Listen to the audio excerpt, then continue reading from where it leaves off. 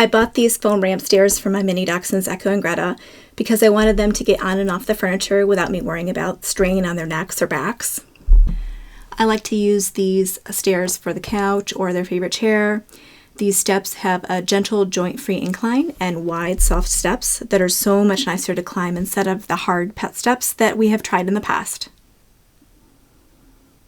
Some of the key features I want to point out is that it's super light but has a solid core. It's made from dense foam that stays sturdy, and it's easy for me to carry with a built-in handle on the back, which is super cool.